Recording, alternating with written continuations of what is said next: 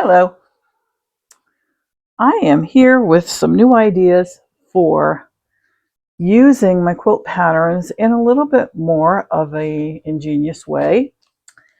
It's really fun to find a pattern that you like and that you can customize with your own choices of fabric and whatnot.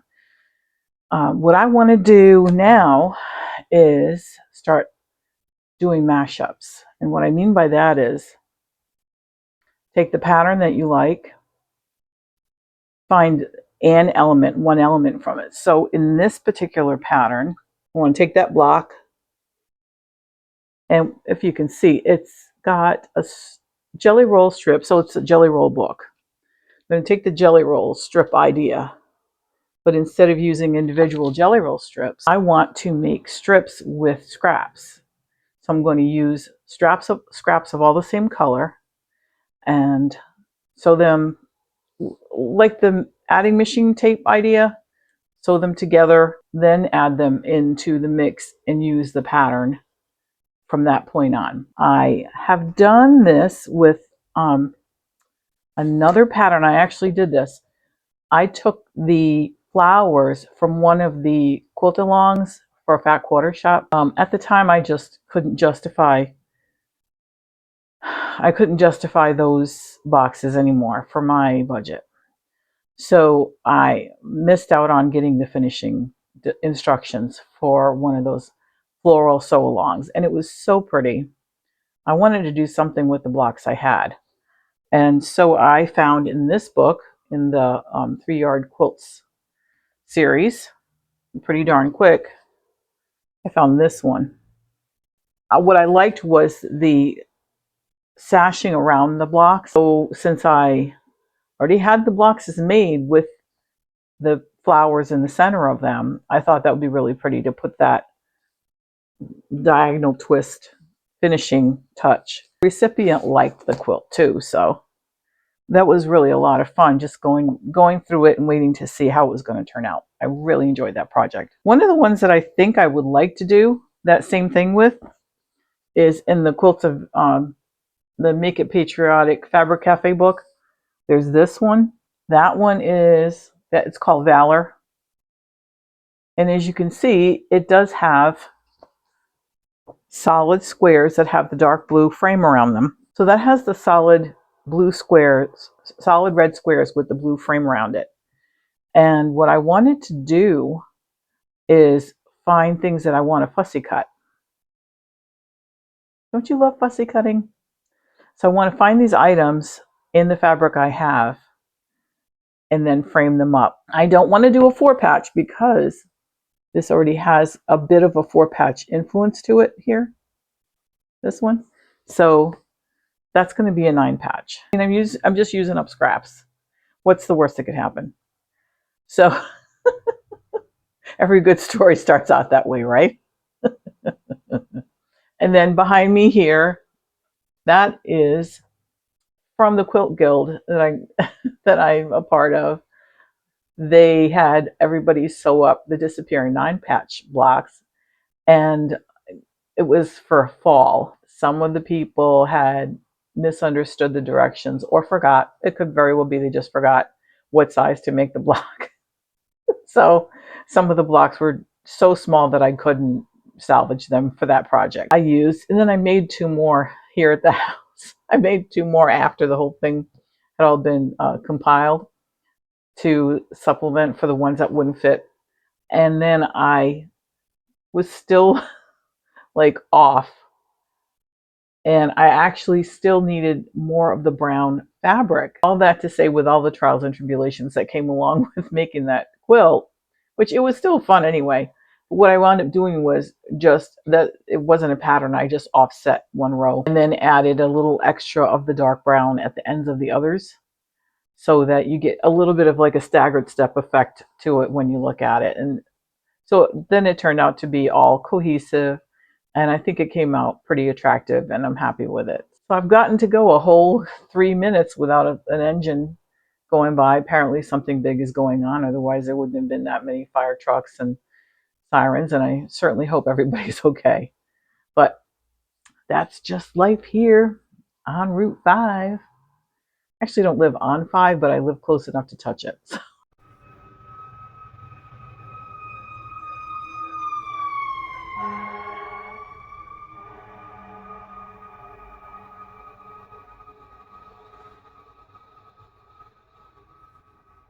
What's the difference? That's my story. When you have these, when you start feeling like you're hitting a little bit of a lull, take the best parts of one thing, the best parts of the other thing, and you might just be very pleasantly surprised at how it turns out. If you use up the best of this and the part you like of that and put them together, and if not, it's just a quilt. It is not the end of the world. And I do believe that anything worth doing is worth doing well. But you know, a coworker of mine once told me, and I'll never forget this, you know, Pam, they can't all be winners. He's so right. So there goes my little tidbit for the day. Take the best of what you have, do the best you can with it, and enjoy it while it lasts. And don't sweat the small stuff. As far as sewing goes, I was using my Singer 401. The entire reason I got it was to do free motion quilting. When I tried free motion quilting with it, the thread, the top thread, kept breaking. It wasn't breaking in a clean break, like as if you were to take scissors and snap it. No, this was breaking like as if somebody was rubbing something on it till it finally let go. So I looked at the needle plate, and that's where the problem was. There were needle strikes from previous uses. He probably wouldn't have fixed it himself anyway. So, yeah, so I'm going to be getting a new needle plate in a few days, and I'll try it again. But in the meantime, I am using my Brother SE625, and it does a great job of quilting. I really just wanted to use the Singer 401 to save some stitches because I really tended to use my Brother machine only for embroidery and as a backup when things went wrong. But what I wound up doing was taking forever to find the Singer that I was looking for. And so I put a whole lot of stitches on this Brother because sewing machine embroidery is like another whole category. Same thing with pulling out your serger. If you pull out your serger, you're going to need to make sure that you have all of those cones of thread in the colors that you want, and you want to have them threaded and set up. And that's like, for me, that's I could take it's almost like a deterrent in a way. If I had it always threaded and set up and ready to go, I would probably use it more. I sort of hit a point with doing YouTube where I asked myself, do I want to spend more time on this hobby? I have the hobby of sewing and quilting. I have an upcoming opportunity to teach water aerobics, and so that's going to take time during the day. I have volunteer preaching work that I love to do, then that takes time during the day. Not every day, but when I do it, it takes time during that day. Babysitting my grandchildren, which obviously I love doing that, but you know that takes time out of the day. And so on Sunday, I get myself to worship.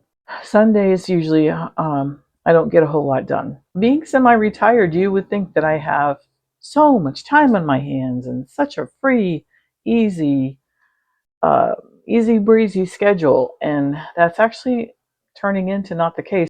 I started wondering, am I really interested in learning any more on YouTube? Because I have learned some very basic skills, and it's shortcut and it's free.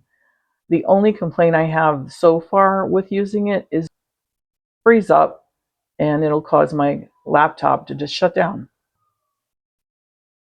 But there it is again.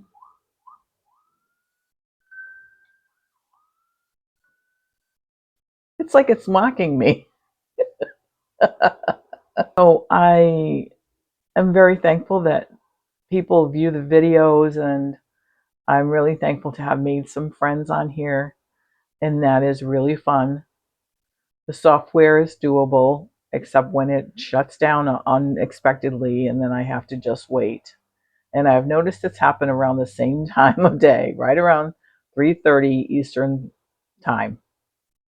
So is that because people are getting out of school on the whole East Coast, or getting out of work, and they're all heading home and using their editor? Or is that the time of day when people who do this full time, they try to be finished with filming around 2:30, and then they're on their computers trying to edit with this software around that time of day?